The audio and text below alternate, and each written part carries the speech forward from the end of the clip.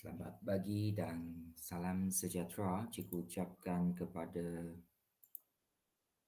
kelas 4 wawasan. 4 wawasan. So hari ini 21 Oktober, hari Khamis. Matematik kita pukul 11.10 hingga 11.40. Satu waktu sahaja.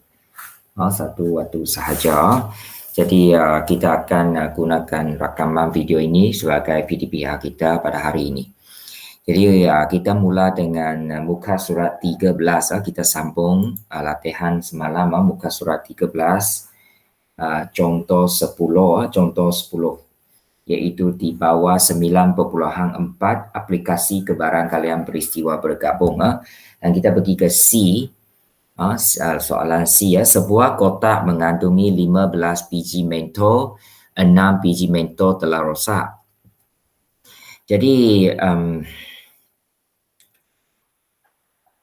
kalau kita tengok soalan ini, dia 15 itu 6 sudah rosak. So saya gunakan R itu untuk rosak, mentol yang rosak. 6 daripada 15. Kemudian R, maksudnya mentol yang masih bagus ataupun masih baik punya, 9 daripada 15. Kenapa saya boleh dapat 9 daripada 15? Kerana saya guna 1 tolak 6 per 15. 1 tolak 6 per 15, kita boleh dapat yang masih bagus punya mentol ada 9 daripada 15. 2 biji mentol dipilih. So oleh sebab 2 biji dipilih, jadi kalau 2 biji dipilih maksudnya ini adalah peristiwa bersandar atau peristiwa tidak bersandar. Okey. Tetapi soalan di sini mengatakan 2 biji mentol dipilih secara wak daripada kotak satu demi satu tanpa penggantian. Tidak diganti balik. Jadi ini adalah peristiwa bersandar. Bersandar, maksudnya kebarangkalian peristiwa pertama memberi kesan kepada yang kedua. Cari kebarangkalian bahawa yang pertama kedua-dua biji mentol rosak. Jadi ini yang pertama rosak, yang kedua pun rosak. Dua-dua rosak. Jadi kalau dua-dua rosak, kita buat hasil darab 6 per 15. Ini mentol yang rosak pada pengeluaran pertama. Tapi oleh sebab dia tidak kembalikan, jadi untuk kali kedua, kalau kita masih dapatkan yang rosak, itu adalah 6 kena tolak 1 jadi 5, 15 memang akan kurang 1 jadi 14. Jadi 5 per 14 untuk kali kedua. Dan daripada kalkulator kita dapat 1 per 7. 1 per 7. Yang kedua, sebiji mentol yang rosak. Sebiji, dia tidak mengatakan biji pertama ke ataupun yang kedua kan. Jadi kedua-dua perlu kita ambil kira. Kalau ikut tulisan saya di sini, yang pertama rosak, yang kedua bagus. Ataupun yang pertama bagus, yang kedua rosak. Asalkan satu rosak lah. Jadi 6 per 15 ini untuk yang rosak. Darab dengan yang baik itu bagus itu 9, tetapi jumlah itu kena tolak 1 memanglah sebab dia tidak kembalikan. Kemudian tambah dengan yang bagus 9 per 15 darab dengan yang rosak 6 per 14, kurang 1 14 lah. Tetapi atas itu tidak berubah sebab dia tidak ada kaitan dua kan. Bagus dengan rosak itu bagus 9 biji, rosak itu 6 biji memang samalah seperti dalam soalan, tidak ada perubahan. Jadi dia sama dengan 18 per 35. Ini saya potong di sini ya. 18 per 35. Kemudian untuk yang ketiga, sekurang-kurang 1 biji mentol rosak. So sekurang-kurang 1 rosak, maksudnya kita gunakan kebarangkalian 1 tolak kedua-dua rosak. Kedua-dua rosak. Jadi yang selebihnya mestilah ada yang bagus lah. Tapi sekurang-kurang sekurang-kurang 1 biji mentol rosak. Maksudnya kedua-dua adalah bagus. 1 tolak kedua-dua bagus. Yang lain itu mesti ada yang rosak. Okey, so 1 tolak kedua-dua rosak. Rosak yang pertama 9 bagus lah, kedua-dua bagus. Yang pertama bagus itu 9 per 15. Yang kedua bagus itu kena tolak lah. 9 tolak 1, 15 pun tolak 1. So 8 per 14. So lepas kita darab, kita akan dapat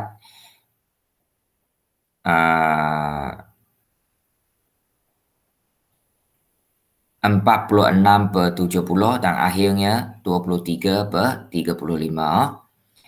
Okey. Boleh ya?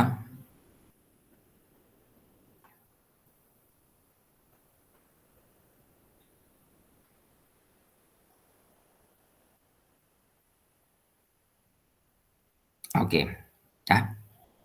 Soalan seterusnya di Rosiana, Syafiqah dan Wilson menduduki suatu ujian memandu. Kebarangkalian Rosiana, Syafiqah dan Wilson lulus dalam ujian memandu itu masing-masing ialah 3 per 4, 4 per 5 dan 1 per 3. Jadi ini adalah peristiwa tidak bersandar. Tidak bersandar. Maksudnya Rosiana lulus ke gagal ujian memandu tidak memberi kesan kepada Syafiqah ataupun Wilson. Jadi saya tulis maklumat di sini. Yang pertama, Rosiana lulus 3 per 4. Kalau dia gagal, gagal 1 per 4. Jumlah dia mesti 1.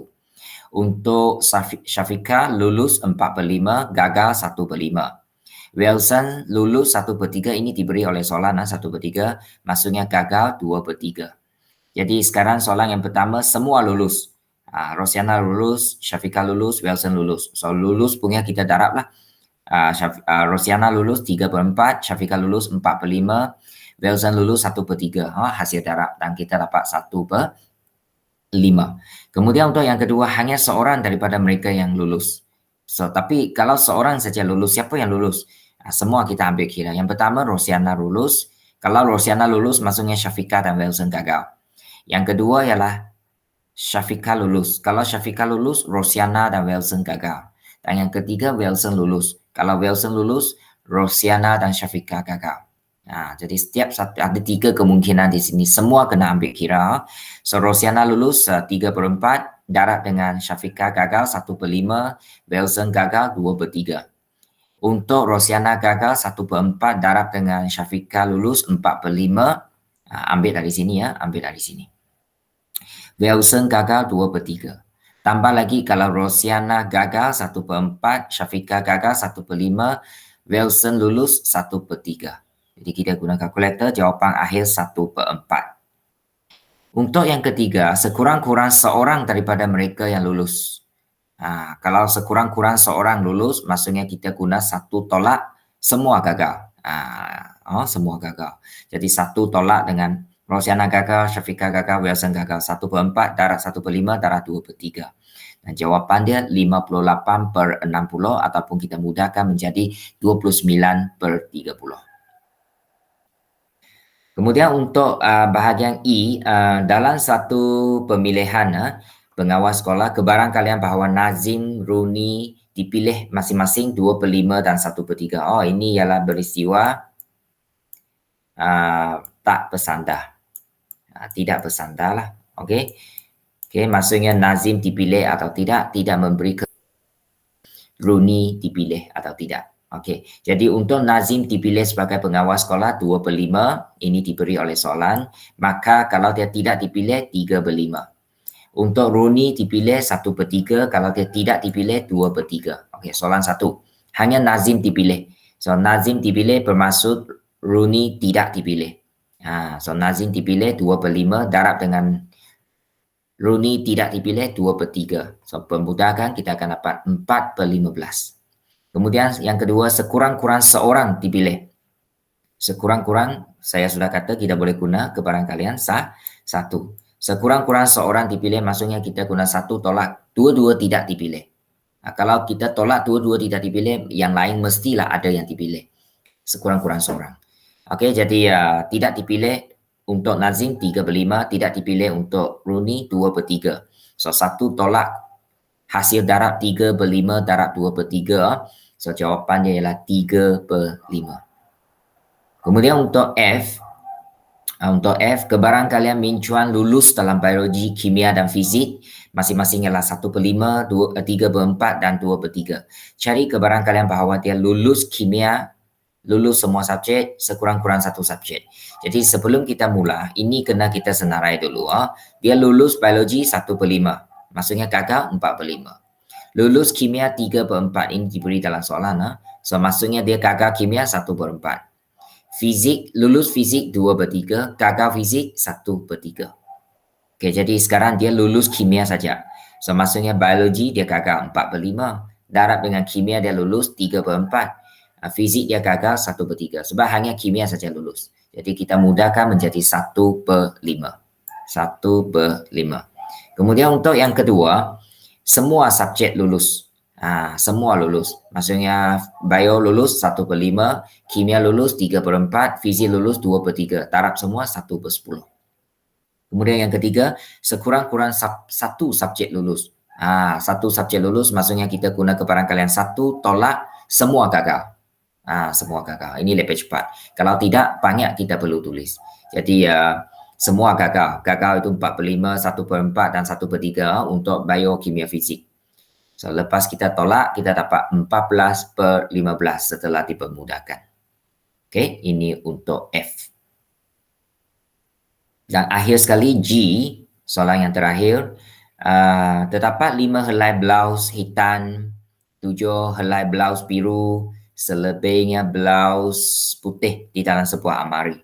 Sehelai blaus dipilih. Kalau hanya sehelai dipilih, ini ialah beristiwa eksklusif dengan tidak eksklusif.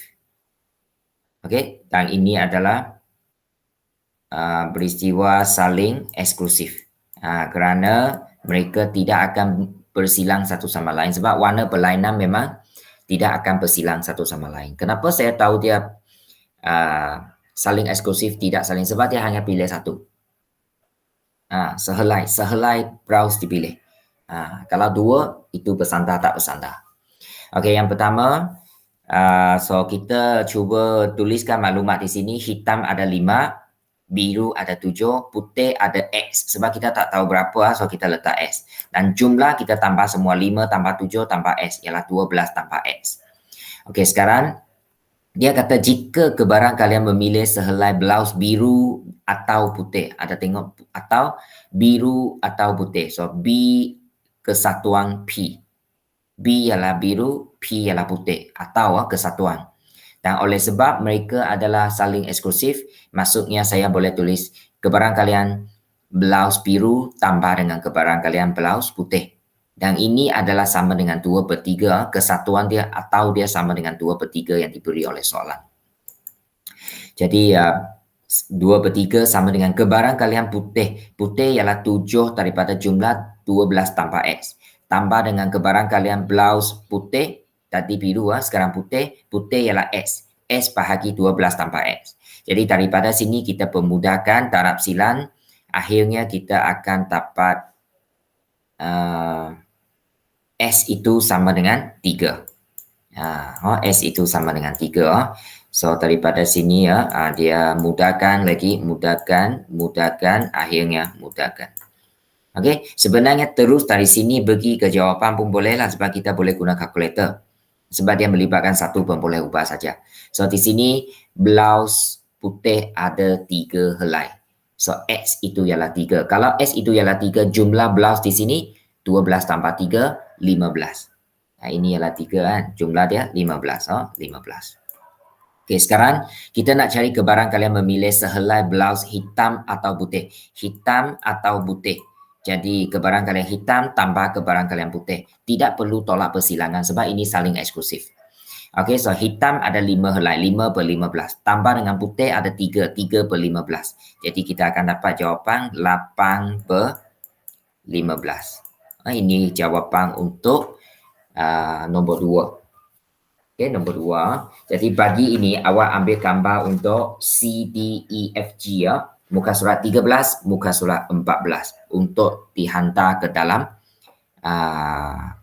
grup matematik kita. So itu sahaja untuk bagi ini Dan esok kita ada 2 waktu. 2 waktu esok digunakan kita akan buat secara Google Meet. Google Meet dan kita akan buat latihan dalam buku teks. So sediakan buku teks dan juga buku latihan.